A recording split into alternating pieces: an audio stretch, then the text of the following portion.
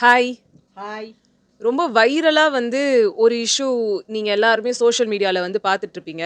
₹370 பிரியாணி அப்படின்னு சொல்லி ஒரு மீமே கிரியேட் ஆகி, அதுக்கு நெறைய பேர் எதிர்ப்புகள் தெரிவிச்சு, நெறைய பேரோட ஒப்பீனியன்ஸ் அண்ட் நெறைய பேரோட உண்மையான முகங்கள் வெளியில வர்றதுக்கான ஒரு வாய்ப்பா வந்து இந்த ₹370 பிரியாணின்ற ஒரு மீம் வந்து இருந்துட்டுருக்கு. இது என்னது? ஏன் இப்படிலாம் பேசுறாங்க? என்ன நடந்ததுன்ற ஒரு சின்ன ஒரு சம்மரி இல்ல ஒரு குறும்படமா நம்ம வந்து பார்த்தோம்னு வச்சுக்கோங்களேன். ஒரு பெரிய ஸ்டாண்ட் அப் கமெடியன். அவரோட பேர் வந்து பிரனீத் மோரே. அவரு வந்து இப்ப ரீசென்ட்டா நடந்த பிக் பாஸ் ஹிந்தில வந்து ஒரு பார்ட்டிசிபென்ட்டா இருந்திருக்காரு.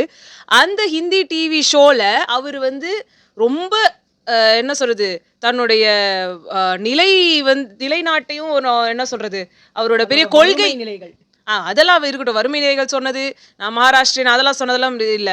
அவரோட கோட்பாடு வந்து என்னதுன்னா, பெண்கள் பாதுகாப்பு, பெண்களை பற்றி இழிவாக பேசக்கூடாது, பெண்களை வந்து மதிக்க வேண்டும், பெண்கள் வந்து கடவுளுக்கு நிகரானவர்கள், பெண்கள் அப்படி, பெண்கள் இப்படி, இப்படிதான் அவரோட மொத்த ப்ரொபகண்டாவுமே அந்த ஷோல இருந்திருக்கு. அண்ட் அந்த ஷோல வந்து வெளிய இருந்து பார்த்த ஆடியன்ஸ் அவருக்கு வச்ச பேரே ஜென்டில்மேன் தான். அது வந்து ஓட்டுக்காக இவ்வளோத்தையும் நடிச்சிருக்காரு மொத்தத்துல. ஆமா. அப்படிதான் இப்ப எனக்கு ஃபீல் ஆவுது. ஏன்னா, இந்த ஷோல வந்து அவரு காமிச்ச ஒரு முகத்துக்கும், இன்னைக்கு அவரோட ஸ்டாண்ட் அப் காமெடி ஷோல ஒருத்தர் வந்து ஒரு பெண்ண பத்தி ரொம்ப கேவலமா பேசிட்டு இருக்காரு. அதுல அவரோட மென்டாலிட்டி என்னன்னு தெரியறது மட்டும் இல்லாம, இவரோட மென்டாலிட்டி என்னன்றதும் வந்துட்டு பயங்கரமா ஷோகேஸ் ஆயிருக்க மாதிரி இருக்கு. இவர் வந்து ஒரு ஸ்டாண்ட் அப் காமெடி ஷோ நடத்துறாரு. இந்த ஷோவுக்கு ரொம்ப ஃபேமஸான ஆட்கள். இன்னும் சொல்லப்போனா இப்ப ஐபிஎல்ல வந்து கலக்கிட்டு இப்ப வந்து ட்ரை சீரிஸ்ல வந்து இருக்கிற நம்ம ட்ரை சீரிஸ்ல சாரி இந்தியாவுக்காக வந்து வைபவ் சூரியவன்ஷி ஆடிட்டு இருக்காரு. ஸோ அவரும் வந்து இதே இதுல வந்து இவர்கிட்ட வந்து பேசியிருக்காரு. இவரோட ஷோஸ்க்குலாம் வந்திருக்காங்க. ஸோ அந்த அளவுக்கு இவர் ரொம்ப ப்ராமினென்ட்டான ஒரு பர்சன். ஸோ இவரோட இந்த ஷோல வந்து ஒரு ஆடியன்ஸ்ல ஒருத்தர் வந்து பேசுறாரு. இது வந்து கிரவுட் ஒர்க்னு சொல்லுவாங்க. ஆடியன்ஸ்ல இருக்கிறவங்க கூட அந்த ஸ்டாண்ட் அப் காமெடியன் வந்து இன்டராக்ட் பண்றத வந்து கிரவுட் ஒர்க் அப்படின்னு சொல்லுவாங்க. இத நெறைய ஸ்டாண்ட் அப் காமெடியன்ஸ் பண்ணுவாங்க. அந்த மாதிரி இவரும் பண்றாரு. அங்க இருக்கிறவரு அவர் பேசுறாரு. அதோட மொத்த கிளிப்பையும் வந்து இவரோட இன்ஸ்டாகிராம், யூடியூப் எல்லா பேஜ் வந்துமே எடுத்துட்டாங்க. நம்மளுக்கு கிடைச்சது எல்லாமே இன்ஸ்டாகிராம்ல அவன் யாருன்னா வந்து அத கிளிப்ஸ் எடுத்ததும், அத எடுத்து வேற எதுலனா போட்டது தான் நம்ம கிட்ட இருக்கு. ஸோ அதுல அவர் என்ன சொல்றாருன்னா, இவர் வந்து 23 வயசு வாலிபராம். ஆனா இவரு டேட் பண்ற ஒரு பொண்ணு வந்து ஒரு 30 வயது அதுக்கு வந்து கடந்த ஒரு மதிப்புத்தக்க ஒரு பெண். இவருக்கு வந்து அந்த மாதிரி ஒருத்தர் கூட தான் வந்து ரிலேஷன்ஷிப் வச்சுக்கணும்னு ரொம்ப ஆசையாம். அதனால வந்து இந்த பொண்ணு கூட வந்து டேட்டுக்கு வந்து போனாராம். போகும்போதே வந்து என்னமோ பைக்ல போனாங்களாம். அதுக்கப்புறம் வந்து ஒரு ரெஸ்டாரண்ட்டுக்கு போனாங்களாம். என்ன சாப்பிட்றேன்னு கேட்டாராம். பிரியாணி சாப்பிட்லான்னு சொன்னாங்களாம். பிரியாணி வந்துச்சாம், சாப்பிட்டாங்களாம். பில்லு வந்து ₹370 வந்துச்சாம். ₹370. அதை இவர் தான் பே பண்ணாராம். ஸோ பே பண்ணிட்டதுக்கு அப்புறமா இவர் சொல்றாரு, அந்த பொண்ணு சொல்லுச்சு, எனக்கு கொஞ்சம் போய் வீட்டில் விட்டுடுறீங்களான்னு. ₹370 நான் உன் மேலே செலவு பண்ணியிருக்கேன். அதை வசூலிக்காம நான் எப்படி உனக்கு கூட்டு போய் வீட்டில் விடுறது? அப்புறம் நான் என்னத்துக்கு உனக்கு செலவு பண்ணணும்? ₹370 உனக்கு கொடுத்துட்டேன்ல, அதுக்கு எனக்கு எதுவும் ரிட்டனுக்கு வேணாமா அப்படின்னு வந்து பேசின அந்த கிளிப் தான் ரொம்ப வைரல் ஆயிருக்கு. சொல்றது சாதாரணமா இருக்கு. அவர் சொல்லும்போது அவ்வளோ ஒரு கேவலத்தின் உச்சத்துல சொல்றாரு அவரு. ஆனா அதுக்கு வந்து இவங்க எல்லாரும் வந்து அதுவும் முக்கியமா அந்த ஸ்டாண்ட் அப் காமெடியன் வந்து சிரிச்சார் பாருங்க. ஐயோ, அவங்க வந்து ரசிச்சு அதாவது அங்க இருக்கவங்க எல்லாமே அப்படி குதிக்கிறாங்க. என்னமோ ஒரு உலகமாக சந்தை ஒரு பக்கத்துல ஒரு 2-3 பேர் இருந்தாங்க பாரு. அவங்கலாம் அப்படியே புலகாங்கிதம் ஆயிட்டாங்க. ஐயோ அவ்வளவான்னு என்ன கரமம் இது? ஒரு பொண்ணை பத்தி ஒருத்தன் கேவலமா பேசுறான். அங்கேயும் ஒரு 4-5 பொண்ணுங்க இருந்திருப்பாங்கல்ல. அவங்களாம் கூட ஏன் கேட்கல? அவங்களும் உட்காந்து ரசிச்சிட்டு இருந்தாங்களா? ஆமா, எல்லாருமே எதுக்கு அமைதியா இருந்தாங்கன்னு தெரியல. அதுக்கப்புறமா அவங்களும் நாங்க ரொம்ப ஷாக் ஆயிட்டோம். அங்க யாரும் ஷாக் ஆன மாதிரி தெரியலங்க. ஷாக்கா இருந்தா எழுந்து கத்தி இருக்கணும். உனக்கு ஒரு பொண்ணை வந்து இவ்வளோ கேவலமா இவ்வளோ இந்த இடத்துல பேசுறியே, அப்போ உனக்கு உண்மையான உன்னோட மோட்டிவ் என்ன? அப்போ நாங்களாமும் பொம்பளைங்க தான். நாங்களாம் கூட தான் 4 பேர் கூட டேட்டுக்கு போவோம். அப்போ எங்களை அந்த மாதிரி தான் பேசுவாங்களா எல்லாரும்? அதெல்லாம் நீங்களாம் இங்கே ஆதரிக்கிறீங்களா? பேசியிருக்கணும். அது மட்டும் இல்ல, இதுக்கு அடுத்து இன்னொன்னு சொன்னாரு. இந்த விஷயம் வந்து ரொம்ப வைரல் ஆகல. பட் ஆகியிருக்க வேண்டியது. அதுக்கப்புறமா அவர் என்ன சொல்லியிருக்காரு, இந்த பொண்ணை வந்து அவர் ரூமுக்கு கூப்பிட்டுருக்கிறதுக்கு ட்ரை பண்ணியிருக்காரு. அந்த பொண்ணு போகல. அதுக்கப்புறமா வந்து சரி டார்க் ஆகிற வரைக்கும் வெயிட் பண்ணுவோம்னு சொல்லி, அது நைட் ஆகிற வரைக்கும் அந்த பொண்ணை போக விடாம அது பொண்ணு தனியாவும் போக முடியாத சுச்சுவேஷனா என்னன்னு தெரியல. இவரு பார்க்குக்கு கூட்டிட்டு போய் அந்த பொண்ண கிஸ் பண்றேன்னு சொல்லி என்னமோ பண்ணியிருக்காரு. அந்த பொண்ணோட டாப் உள்ள கைய விட்டு என்னமோ பண்ணியிருக்காராம். இதெல்லாம் அவரே ஒத்துக்கிறாரு. அதுவும் என்னமோ ரொம்ப பெருமையா வந்து அவரு சொல்றாரு. அதுக்கு வந்து இந்த காமெடியனோட ரியாக்ஷன்ல வந்து ன்றது ஒரு ரியாக்ஷன்ஸ் குடுக்குறாரு. எனக்கு தெரிஞ்சு இப்படி ஒரு சம்பவமே நடந்திருக்காது. இல்ல பேசுற ஒவ்வொரு சில பேருக்கு வந்து சில பைத்தியங்கள் இருக்குல்ல, சில பைத்தியங்களுக்குலாம் வந்துட்டு எல்லாமே வந்து இந்த மாதிரிலாம் சொன்னா நம்ம ஒரு ஹீரோ ஆயிடுவோம். நம்ம உலகமாக அழகன், நம்மள பார்த்து 4 பொண்ணுங்க வரும். உனக்கு நெறைய இந்த நீயா நானா ஷோலயும் சரி, ஜீ டிவிலயும் சரி நெறைய பொய் சொல்றவங்க தான் வராங்க. நமக்கு அதெல்லாம் வந்து உள்ள போகும்போது தான் தெரியுது. அது மாதிரி இவருக்கு இந்த மாதிரிலாம் சொன்னோன்னு வச்சுக்கேன், தான் ஃபேமஸ் ஆயிடுவோம். 4 பொண்ணுங்க நம்மகிட்ட வரும். இதுதான் அவரோட மோட்டிவ். ஏன் நான் இன்னொன்னு சொல்றேன் அப்படின்னா, இவரு இந்த பெர்சன் உட்கார்ந்த இடத்துல பேசுறதுல ஒரு சென்டென்ஸ்க்கு ஒரு கெட்ட வார்த்தை வந்துருது. அத பீப் பண்ணி போட தெரிஞ்ச உங்களுக்கு இந்த கண்டென்ட்ட போட்டா என்ன ஆகுன்றது தெரியாது. ஏன்னா இது ஒரு ஸ்டாண்ட் அப் காமெடி ஷோ. அங்க நீங்க தான் வந்து அத வந்து வீடியோ எடுக்க போறீங்க. எந்த கண்டென்ட்ட போடணும், எந்த கண்டென்ட்ட போட வேணான்றது உங்க கையில தான் இருக்கு. அந்த கமெடியனோட கையில தான் இருக்கு. பட் அவரு இது ஒரு கண்டென்ட், இது பயங்கரமா ரீச் ஆகும், இது தனக்கு பேரும் புகழும் கிடைக்கும். இல்லனா இத நீங்க நெகட்டிவா நம்ம யோசிக்கணும்னா நெகட்டிவ் சைடுலயாவது நம்மளுக்கு வந்து ரீச் ஆயிடும், நம்மளுக்கு காசு வந்தா போதும், நம்மளுக்கு வியூஸ் வந்தா போதும் நினைச்சாரானும் தெரியல. பப்ளிசிட்டி தானே ஜாஸ்தியா ஓடிட்டு இருக்கு. உன்னால ஒண்ணு நல்ல பேர் வாங்குறது அவ்வளோ கஷ்டம். கெட்ட பேரு இப்படிங்கிறதுக்குள்ள வாங்கிட்டு போயிடலாம். அப்ப என்ன பண்ணுவாங்க எல்லாரும்? இந்த மாதிரி விஷயங்கள்ல தான் நிறைய யோசிச்சுட்டு இருக்காங்க. இப்போ பொதுவாகவே அப்படிதான் நடக்குது. ஒரு விஷயங்களை ஆரம்பிச்சா அதுக்குள்ள போய் யாரும் வந்து அது உண்மையா பொய்யான்லாம் தேடுறது கிடையாது. அந்த நேரத்தில் சிரிச்சிட்டு போறாங்களா, அந்த நேரத்தில் ஓ அப்படியா ஓ அப்படின்றாங்கன்னா அதில் ஒரு 4 பேர் வந்து கத்துவாங்களா, வெளியில 4 பேர் வந்து அசிங்கமா கமெண்ட் போடுவாங்களா, ஒரு 4 பேர் நல்லாவும் கமெண்ட் போடுவாங்களா, இதுல எப்படி வேணா ஆகலாம். ஆனா ஃபேமஸ் ஆயிடுவோம். என்னன்னா இன்ஸ்டால நிறைய வந்து முட்டு கொடுக்குற ஆட்கள், இந்த மாதிரி விஷயங்களுக்கு முட்டு கொடுக்குற ஆட்கள் இப்ப ரொம்ப ஜாஸ்தி ஆயிட்டதுனால இவங்க ரொம்ப ஈஸியாவே இதை வந்து கடந்து போயிடலாம்னு நினைச்சாங்களோ என்னமோ. இங்க அங்க உட்கார்ந்து இருந்தவங்க எல்லாம் உங்களுக்கு அந்த நிமிஷத்துக்கு ஷாக்கா இருந்திருந்தாலும் அப்புறமா நீங்க போய் இவர் பேசுனது தப்புன்னு பேசியிருந்தா கூட இந்த கண்டென்ட் வெளியிலேயே ரீச் ஆயிருக்காது, வெளியில வந்தே இருக்காது. இப்ப நீங்க அங்க நிறைய பேரு அங்க கமெண்ட் போடுறாங்கம்மா, 23 வயசு பையன் அவன் வாழ்க்கையே போயிடுச்சு, இப்படி அசிங்கப்படுத்திட்டீங்க, இப்படி அவரை வந்து கேவலப்படுத்தாதீங்க, அவர் ஏதோ தெரியாம பேசிட்டாருன்னு. 23 வயசு பையனுக்கு எதை பேசுறோம் எதை பேச தெரியாதுன்னு சொன்னவங்க கிட்ட தான் ஓட்டு உரிமையில இருந்து எல்லாமே இருக்கு. என்ன வேணா பேச. 23 வயசுன்றது வந்து ஒன்றும் சாதாரண வயசு கிடையாது. நாளைக்கு நம்ம என்ன படிக்க போறோம், நாளைக்கு நம்ம என்ன கெரியரை சூஸ் பண்ண போறோம், நாளைக்கு நமக்கு வாழ்க்கை எப்படி இருக்க போகுது, நாளைக்கு நம்ம கல்யாணம் பண்ணிக்கிட்டா நம்மளோட ஒய்ஃப் எப்படி நம்ம பார்த்துக்க போறோம், இதெல்லாமே யோசிக்கிற வயசு அது.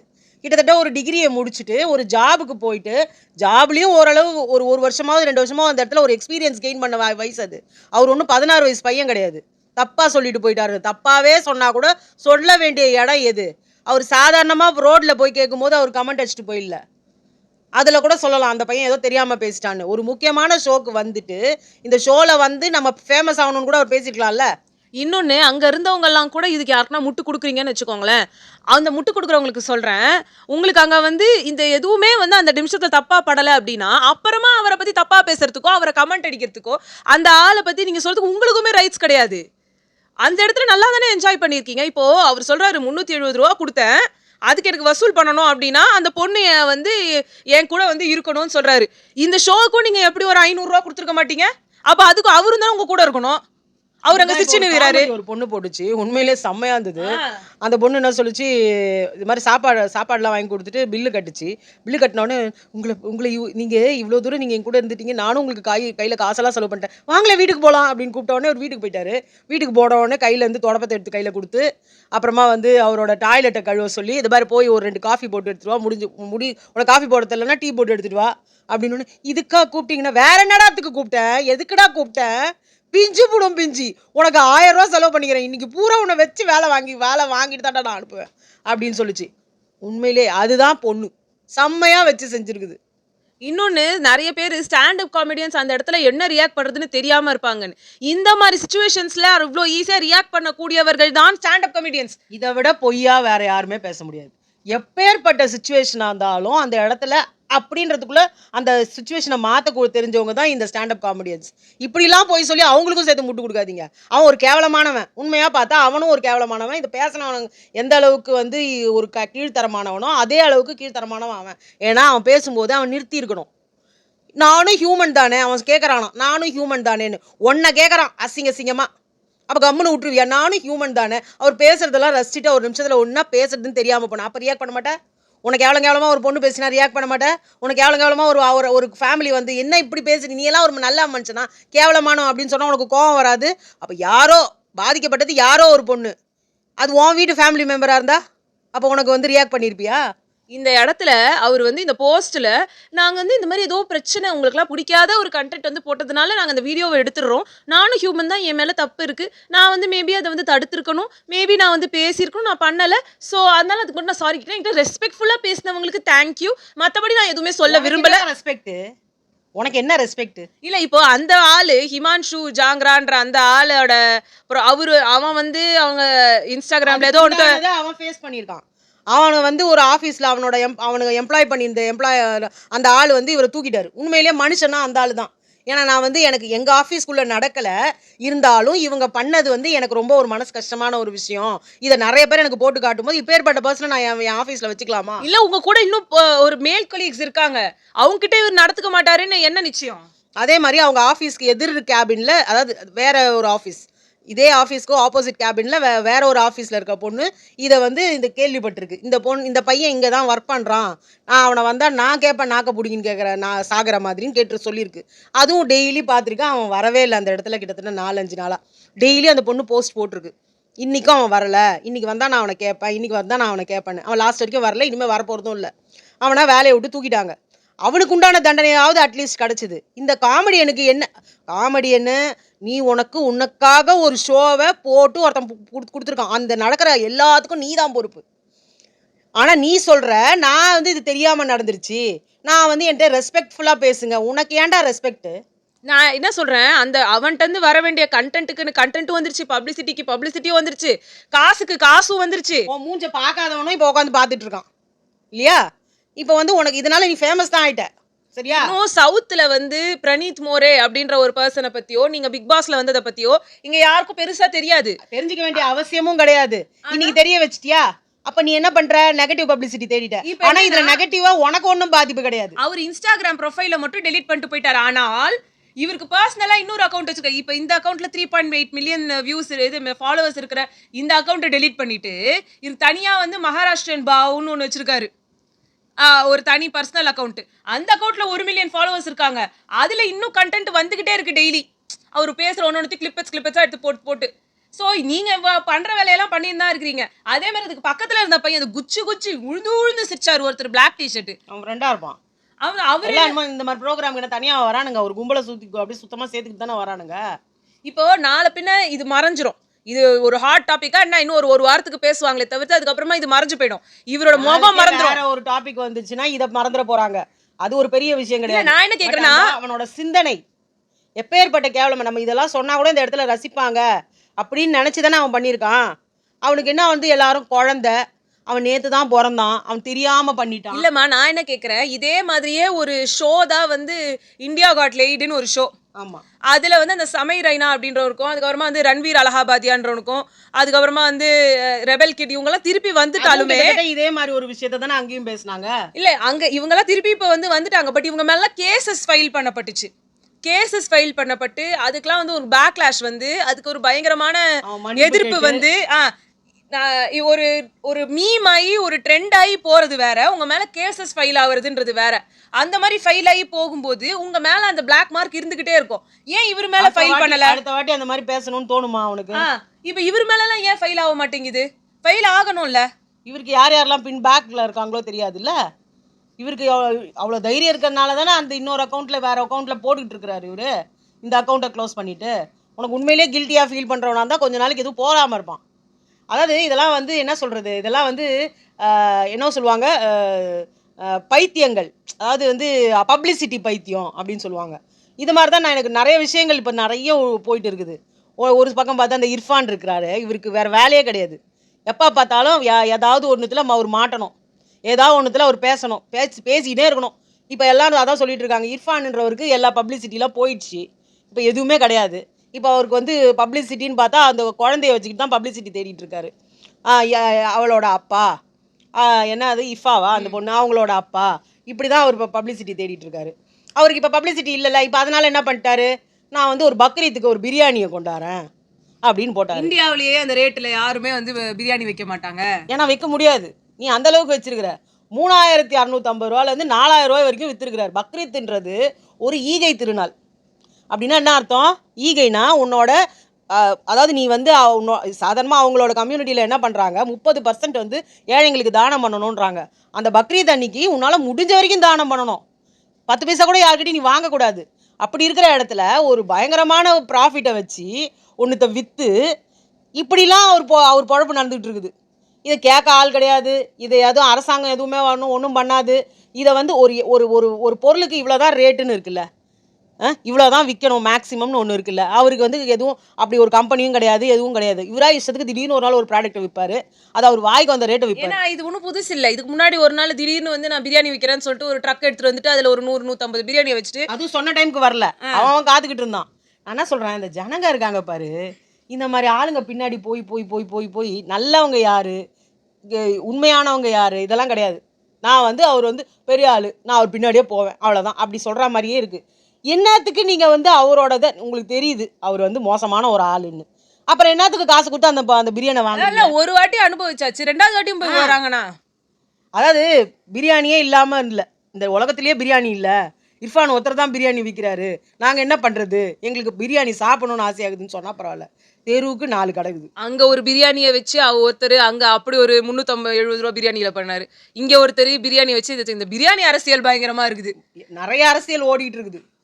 ஒரு சைடு பார்த்தா இந்த மாதிரி, ஒரு சைடு பார்த்தா ஒரு பொம்பளை என்னன்னா கழுத்தை வெட்டி ஒரு புருஷனை போடுறா, அதுவும் துண்டு அதுவும் எப்படி பிரியாணிக்கு துண்டு போடுறா மாதிரியோ அவங்க துண்டு போட்டுக்கிறாங்க. ஆனால் இருந்தது என்னமோ 10க்கு 10 கூட இல்லாத ஒரு வீடாம். அந்த வீட்டுக்குள்ளே ஒரு மனுஷனை சாவடிச்சு துண்டாக வெட்டி பாத்ரூம்குள்ளே வச்சு துண்டாக வெட்டாங்களாம். இந்த கேஸ் பற்றி பேசணுன்னாலும் நீங்கள் வந்து கமெண்ட் செக்ஷனில் சொல்லுங்கள், நாங்கள் அதையும் பேசுகிறோம். இந்த 370 rupees பிரியாணியோட இது வந்து நிறைய பேர் அவர் மேலே வந்து பாவம் போடுவாங்க. ஏன்னா ஒரு நம்ம உலகத்திலோட இதுவே என்னதுன்னா, ஒருத்தரை கொஞ்சம் அடிக்கணும்னு வாங்க, அப்புறமா ரொம்ப வந்து ஃபீல் பண்ணி வந்து பேசுவாங்க.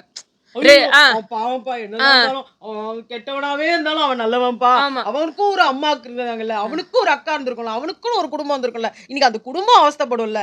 எல்லாருக்கும் தான் குடும்பம் வந்திருக்குது, யாருக்கு குடும்பம் இல்லை? அதாவது ஒருத்தருக்கு வந்து சின்ன வயசுல இருந்தே சொல்லி அடிச்சு திருத்தி அவங்கள வந்து ஒரு வழிக்கு கொண்டு வந்து இது வைக்கல அப்படின்னா சொசைட்டி இப்படிதான் அடிச்சு திருத்தம். ஆமா, அப்படி இல்லைன்னா அது வந்து சொசைட்டில வாழறதுக்கே தகுதி இல்லாத ஒரு அடங்காதவன ஊர், அதான் சொல்லுவாங்க, அதை வீட்டுக்காரங்காதவனா ஊர் தான் அடக்கும்னுவாங்க.